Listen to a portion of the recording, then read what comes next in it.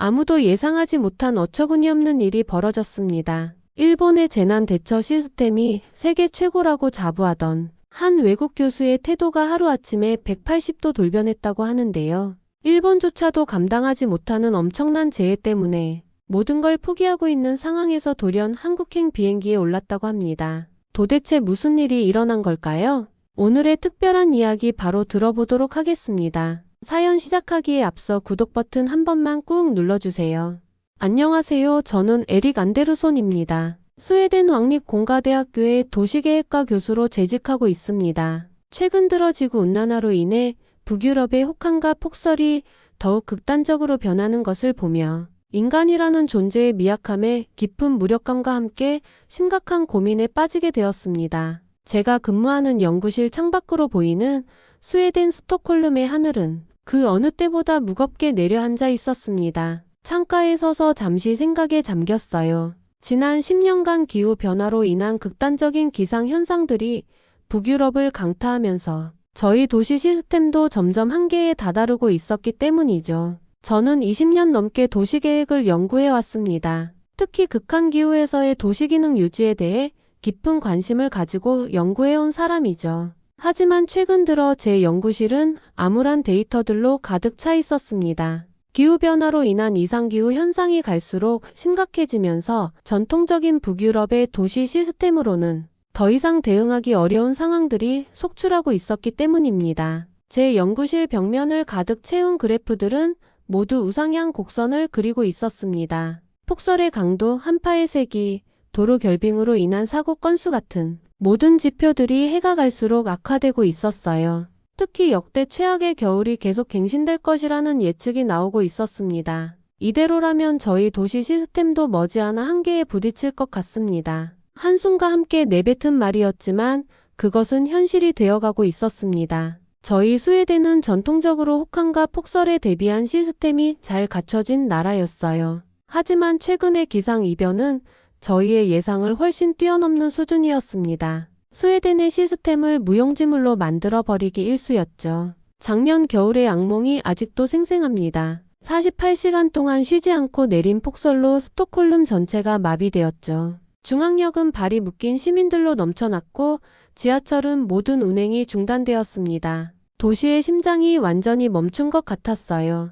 제설 시스템은 완전히 무력화되었고 시민들의 원망 섞인 전화가 비상 상황실로 쏟아졌습니다. 특히 잊을 수 없는 것은 임산부 구조 요청이었어요. 진통이 시작되었다는 긴급 전화를 받고도 모든 구급차가 다른 사고 현장에 묶여 있어 아무것도 할 수 없었습니다. 결국 그 임산부는 집 근처 약국에서 출산을 했다는 소식을 나중에 들었어요. 그때의 무력감과 자책감은 아직도 제 마음 한켠에 무겁게 자리 잡고 있습니다. 도시계획 전문가로서 도시의 마비를 그저 지켜볼 수밖에 없었던 그 사흘 동안 밤마다 귓가에 울리는 시민들의 다급한 목소리에 잠을 이루지 못했습니다. 우리의 시스템이 얼마나 취약한지 그리고 그 취약점이 어떤 비극을 낳을 수 있는지를 뼈저리게 깨달은 시간이었어요. 제 연구실 책상 위에는 각국의 겨울철 도시관리 시스템에 대한 보고서들이 산더미처럼 쌓여 있었어요. 캐나다의 제설 시스템, 러시아의 도로 열선 기술, 노르웨이의 교통 통제 시스템. 하지만 어느 것 하나 완벽한 해답을 제시하지는 못했습니다. 모든 나라가 비슷한 고민을 안고 있었기 때문이에요. 그러던 어느 날 저의 눈을 사로잡은 한 기사가 있었습니다. 2025년 2월 일본 홋카이도 오비히로시에 12시간 만에 120cm라는 일본 관측 사상 최고의 폭설이 내렸다는 소식이었어요. 즉시 현장 연구를 결심했습니다. 사실 일본의 재난 대응 시스템은 늘 제 연구의 모범 사례였기 때문이에요. 지진과 태풍 같은 자연재해에 대응하며 발전시켜온 그들의 시스템은 세계적으로 인정받고 있었죠. 하지만 홋카이도에 도착한 순간 제 기대는 완전히 무너져 버렸습니다. 공항에 내린 순간부터 충격의 연속이었어요. 도로는 완전히 하얗게 변해 있었고 차들은 제대로 움직이지 못했습니다. 379개 학교가 휴교했고 대부분의 항공편이 결항되었으며 도로는 거의 통제된 상태였어요. 도시는 완전히 마비되어 있었습니다. 이건 단순한 폭설이 아닌 재난 수준이었습니다. 이런 상황은 저희도 어쩔 수 없습니다. 자연의 힘 앞에서는 일본의 시스템으로도 한계가 있으니까요. 현지 일본 공무원들과의 미팅에서도 실망스러운 답변들만 들었습니다. 그들의 체념 섞인 말에 그저 고개를 끄덕여주는 것 말고는 할 수 있는 게 없었어요. 일본의 폭설 대응책을 벤치마킹 하려던 소기의 목적도 멀어져만 갔죠. 형식적인 이야기들만 오가는 상황에서 실망하지 않을 수 없었습니다. 일본 공무원들과의 미팅은 별다른 소득 없이 마무리되었어요. 답답한 마음을 안고 호텔로 돌아와 어떻게 해야 하나 고심하던 중 우연히 제 휴대폰으로 인터넷 뉴스를 보다가 특별한 영상을 발견했어요. 바로 이웃나라 한국 서울의 폭설 대응 상황이었습니다. 영상 속 날짜가 눈에 들어왔습니다. 놀랍게도 바로 어제였어요. 영상을 보는 내내 제 두 눈은 휘둥그레질 수밖에 없었죠. 영상 속 한국의 모습은 놀라움을 넘어 경이롭기까지 했습니다. 일본 홋카이도와 비슷한 수준의 폭설 속에서도 도시가 정상적으로 움직이고 있었기 때문이죠. 버스는 정시에 운행되고 지하철은 멈추지 않았으며 시민들은 평소와 다름없이 출근하고 있었어요. 이게 어떻게 가능한 거지? 저도 모르게 너무 크게 소리치고 말았습니다. 이건 단순한 호기심을 넘어선 충격이었어요. 마침 함께 있던 일본 통역사는 비아냥거리는 말투로 이렇게 말했습니다. 가짜뉴스예요. 한국 같은 작고 미개한 나라가 어떻게 폭설을 통제할 수 있겠습니까? 하지만 그 순간 저는 더 이상 망설일 수 없었으며 두 눈으로 직접 확인해야겠다는 생각이 들었어요. 홋카이도에서의 추가 조사는 더 이상 의미가 없어 보였습니다. 그 자리에서 바로 휴대폰으로 정신없이 한국행 비행기 표를 예매했죠. 연구 조교인 마르쿠스에게 급하게 전화를 걸어 일정 변경을 알렸습니다. 교수님, 하필 이런 때에 한국이라니요? 더구나 그곳은. 그의 말끝은 의아함으로 가득했지만 저의 결심은 확고했어요. 더 이상의 설명도 생략한 채 서둘러 짐을 챙겼습니다. 다음날 오후 창밖으로 보이는 폭설의 풍경을 바라보며 비행기에 올랐어요. 이때까지만 해도 한국으로의 여정이 제 연구 인생을 바꾸는 큰 전환점이 될 줄은 미처 몰랐습니다. 한국으로 향하는 비행기의 창문 너머로 인천국제공항의 모습을 드러냈을 때 비행기에서 바라본 인천국제공항의 첫인상은 모든 상식을 뒤엎을 만큼 충격적이었습니다. 활주로가 마치 검은 리본처럼 선명하게 눈 내린 땅을 가르고 있었기 때문이에요. 비행기가 고도를 낮추며 더 자세히 보니 폭설이 내리는 와중에도 제설 차량들이 마치 군무를 추듯 질서정연하게 움직이고 있었습니다. 폭설이 내리는 상황에서도 활주로는 완벽하게 제설된 상태였어요. 저는 순간 제 눈을 의심했습니다. 활주로 주변의 눈은 마치 흰 벽처럼 쌓여 있었지만 활주로 자체는 거울처럼 깨끗했어요. 홋카이도에서 보았던 무질서한 제설 작업과는 완전히 다른 광경이었습니다. 착륙 예정을 안내하는 기장의 목소리에서 자신감이 묻어났어요. 이제 곧 활주로에 착륙할 예정입니다. 평소와 다름없이 부드러운 착륙이 될 것 같습니다. 입국장을 빠져나와 공항에서 시내로 향하는 길. 도로는 이미 깨끗하게 제설 작업이 완료되어 있었어요. 실시간 교통정보 안내판에는 버스 도착 시간이 분 단위로 표시되어 있었고 그 시간을 정확히 지키며 운행되고 있었습니다. 일본 통역사가 가짜뉴스라고 비아냥거린 영상은 거짓이 아니었어요. 제 눈앞에서 그 영상과 같은 일들이 펼쳐지고 있었으니까요. 도로 곳곳에 설치된 전광판에는 실시간 기상정보와 교통 상황이 상세하게 표시되고 있었습니다. 특히 눈에 띈 것은 제설 작업 현황을 실시간으로 확인할 수 있다는 점이었어요. 서울시청에 도착했을 때는 이미 저녁이 되어 있었습니다. 서울시 교통정보과 박선우 과장님이 저를 맞이해 주었어요. 첫 인상부터 매우 인상적이었습니다. 완벽한 영어 실력은 물론 도시교통 시스템에 대한 해박한 지식을 갖추고 있었기 때문이에요.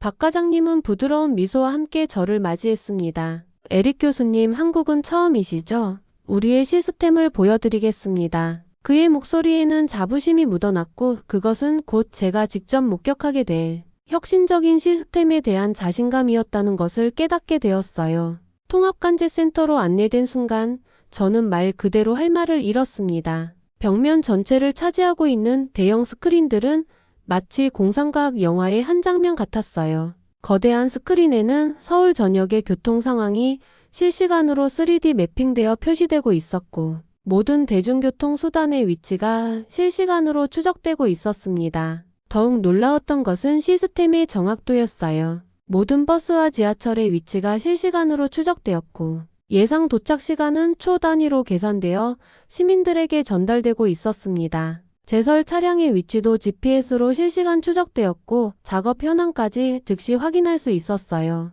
우리는 실시간으로 모든 버스의 위치를 파악할 수 있습니다. 눈이 오면 제설 차량의 위치도 함께 모니터링하죠. 박 과장님의 설명을 들으며 저는 부끄러워졌습니다. 지금까지 한국에 대해 얼마나 무지했었는지와 그저 일본의 시스템이 최고라고 여겼던 지난 날들에 대해서요. 관제센터의 한쪽 벽면에는 도로의 결빙 상태를 실시간으로 모니터링하는 화면이 있었습니다. 도로 곳곳에 설치된 센서들이 지면의 온도와 습도를 측정하여 결빙 위험을 예측하고 있었어요. 위험 구간이 감지되면 자동으로 가장 가까운 제설차에 알림이 가고 즉시 대응이 이루어지는 시스템이었습니다. 관제센터의 구석에는 작은 모니터들이 따로 설치되어 있었어요. 여기에는 시민들의 실시간 제보가 올라오고 있었습니다. 위험 구간 신고, 제설 요청, 교통 불편 사항 등. 더욱 놀라웠던 것은 이러한 제보들이 단순히 접수로 끝나는 것이 아니라 즉시 현장 확인과 조치가 이루어진다는 점이었어요. 시스템의 복잡성만큼이나 인상적이었던 것은 직원들의 전문성이었습니다. 관제센터의 모든 직원들은 각자의 영역에서 고도의 전문성을 보여주고 있었어요. 기상 전문가, 교통 분석가, 시스템 엔지니어들이 유기적으로 협력하며 도시의 움직임을 제어하고 있었습니다. 특히 눈에 띄었던 것은 AI 인공지능 기반의 예측 시스템이었어요. 기상 데이터, 교통량, 제설 작업 현황 등 다양한 데이터를 실시간으로 분석하여 향후 몇 시간 동안의 도시 상황을 예측하고 있었습니다. 이를 바탕으로 선제적인 대응이 이루어지고 있었죠. 관제센터의 한쪽에는 데이터 분석실이라고 적힌 공간이 있었어요. 이곳에서는 과거의 모든 기상 상황과 대응 데이터가 분석되고 있었습니다. 특히 인상적이었던 것은 실패 사례를 체계적으로 분석하여 시스템 개선에 활용하고 있다는 점이었죠. 밤이 깊어갈수록 관제센터는 더욱 바빠졌습니다. 내리고 있던 눈이 다음날 새벽부터 폭설로 바뀐다는 기상청의 특보가 발령되었기 때문이에요. 하지만 관제센터의 분위기는 의외로 차분했습니다. 이미 수차례의 시뮬레이션을 통해 대응 계획이 수립되어 있었고 모든 자원이 적재적소에 배치되어 있었기 때문이었죠. 관제센터를 나와 숙소로 향하는 길에도 제 머릿속은 오늘 본 광경들로 가득했습니다. 창밖으로는 이미 눈발이 굵어지기 시작하고 있었어요. 하지만 도로는 여전히 깨끗했고 버스와 지하철은 정확한 시간에 맞춰 운행되고 있었습니다. 숙소에 도착하자마자 노트북을 펼쳐 오늘 본 것들을 정리하기 시작했어요. 서울의 통합관제 시스템은 단순한 모니터링 도구가 아닌 도시 전체를 하나의 유기체처럼 움직이게 하는 중추신경계와 같았습니다. 특히 인상적이었던 것은 시스템의 예방적 특성이었어요. 한국에 온 지 이틀째 되던 날 폭설 예보대로 많은 눈이 내리고 있었죠. 저는 오히려 예보가 반가웠어요. 실제로 한국의 시스템이 어떻게 작동하는지 확인할 수 있는 기회였으니까요. 새벽부터 폭설로 바뀐 눈은 서울 시내를 온통 하얗게 뒤덮어버렸습니다. 저는 박 과장님과 함께 서울시 버스를 직접 경험할 수 있었어요. 놀랍게도 버스 기사님도 20년 경력의 베테랑이셨죠. 한국의 버스에는 특별한 장치가 있답니다. 박 과장님은 자랑스럽게 설명하시기 시작했습니다. 실시간으로 도로 결빙 상태를 확인할 수 있는 센서, 자동으로 속도를 조절하는 시스템, 그리고 승객들에게 실시간으로 운행 정보를 전달하는 단말기까지. 버스가 출발하고 얼마 지나지 않아 눈이 더욱 거세게 내리기 시작했습니다. 하지만 도로는 이상할 정도로 깨끗했어요. 알고 보니 주요 도로에는 모두 열선이 깔려 있었고 제설 작업도 신속하게 이루어지고 있었던 거죠. 특히 놀라웠던 것은 도로 열선 시스템이었습니다. 주요 도로와 경사로에 설치된 열선이 자동으로 작동하며 결빙을 방지하고 있었어요. 스웨덴도 비슷한 시스템을 연구하고 있었지만 아직 시범 단계에 불과했습니다. 서울에서는 이런 날에도 버스가 멈추지 않아요. 도로에 열선이 깔려 있거든요. 더 놀라운 건 시민들의 모습이었습니다. 버스 정류장에서는 승객들이 질서정연하게 줄을 서서 기다리고 있었어요. 한국 사람들은 빨리빨리 문화로 유명하지만 정작 중요한 순간에는 질서를 잘 지킨답니다. 박 과장님의 설명에 저는 깊이 공감했습니다. 통합관제센터로 복귀했을 때 박 과장님은 쉼없이 움직이는 스마트폰 신고 시스템을 보여줬습니다. 시민들이 스마트폰으로 위험지역을 신고하면 즉시 가장 가까운 제설팀이 출동한다고 했어요. 그것도 신고자가 처리 결과를 직접 확인할 수 있다고 합니다. 스웨덴도 비슷한 시스템을 도입하려 했지만 예산 문제로 보류됐어요.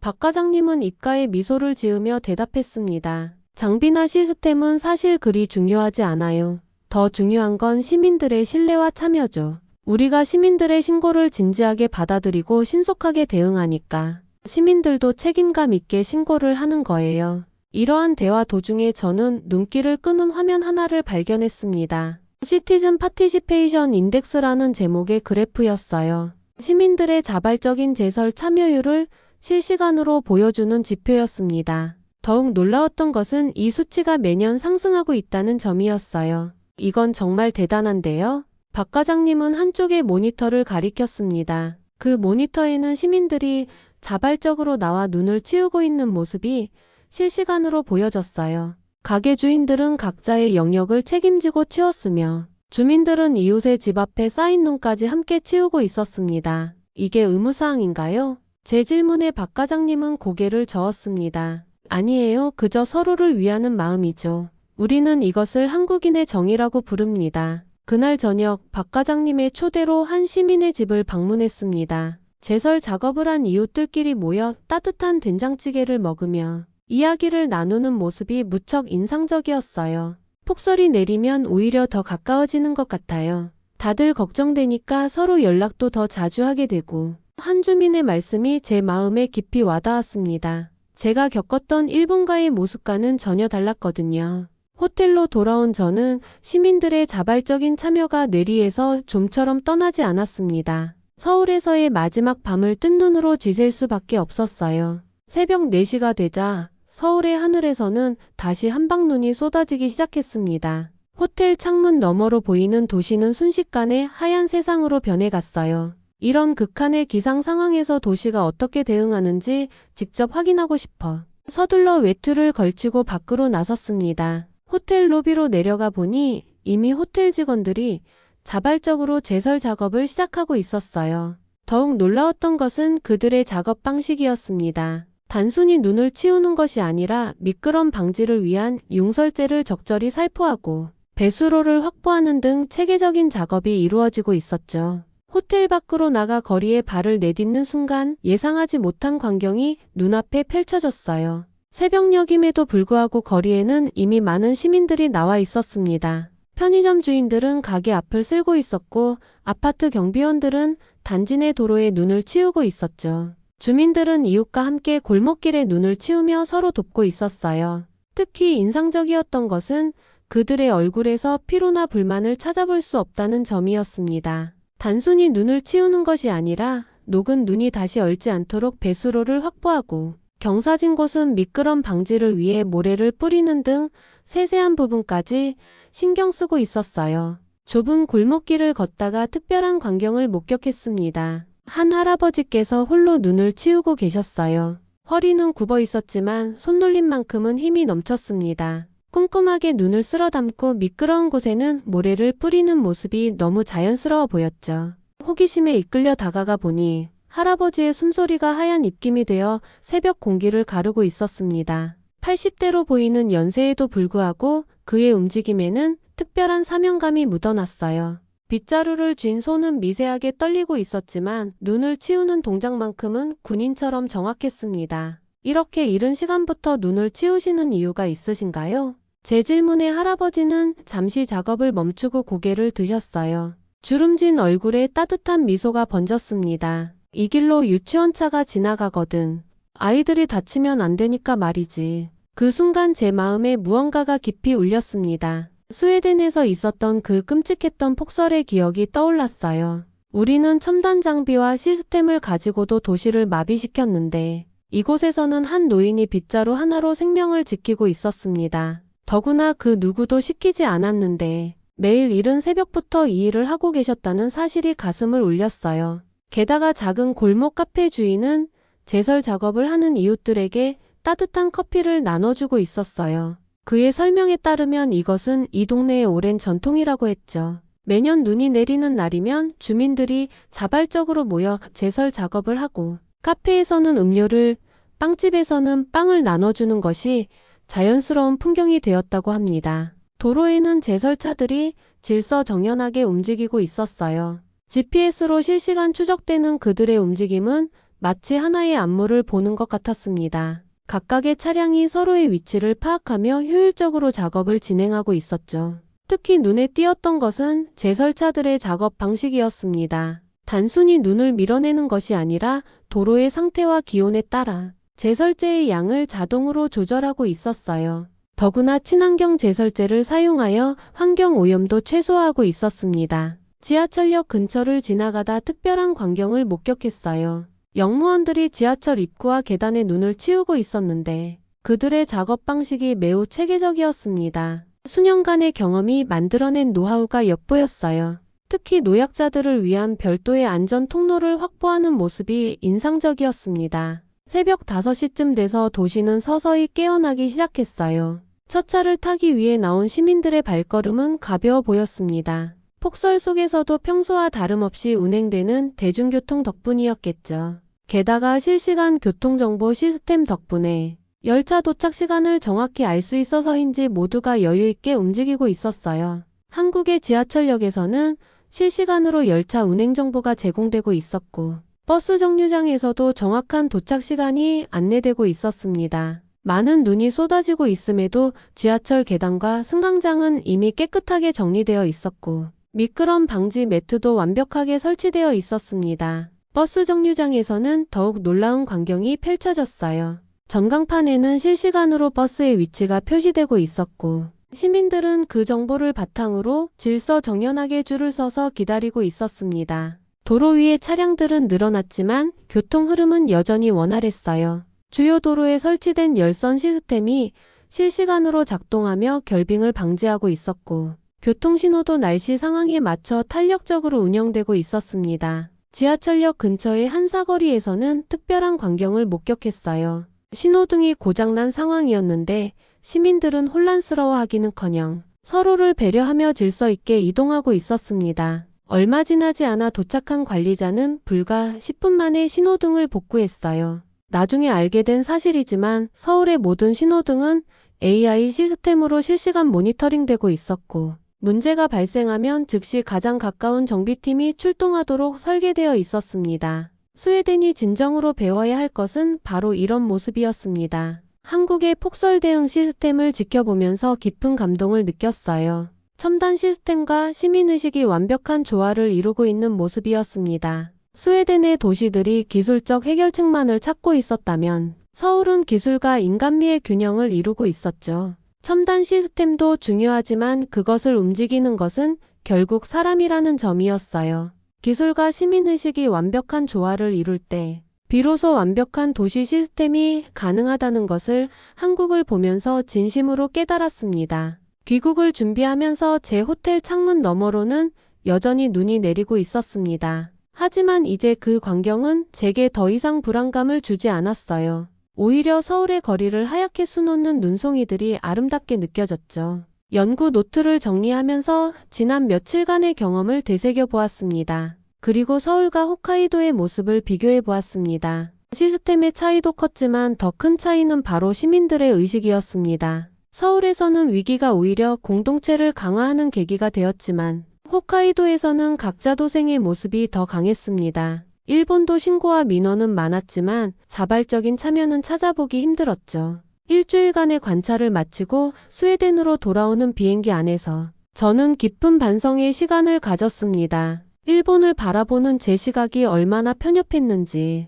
특히 한국에 대한 선입견이 얼마나 잘못되었는지를 말이죠. 스웨덴 스톡홀름에 도착한 후 가장 먼저 학과 회의를 소집했습니다. 동료 교수들과 연구원들 앞에서 서울에서의 경험을 공유했어요. 처음에는 반신반의하는 표정들이었지만 제가 찍어온 영상과 데이터를 보여주자 모두가 깊은 관심을 보였습니다. 특히 서울의 통합관제 시스템에 대한 분석 결과는 큰 반향을 일으켰어요. 도시 전체를 하나의 유기체처럼 관리하는 방식, 시민들의 자발적 참여를 이끌어내는 방법, 그리고 첨단 기술과 인간미를 조화시키는 접근법은 우리에게 새로운 시각을 제시했습니다. 연구실 벽면에 걸려있던 기존의 도시관리 시스템 차트를 모두 새로 그렸어요. 이제는 기술적 해결책 외에도 시민 참여와 공동체 의식이라는 새로운 변수를 고려해야 했습니다. 우리의 연구 방향도 자연스럽게 변화하기 시작했어요. 한 달 후 스웨덴 교통부에서 저를 초청했습니다.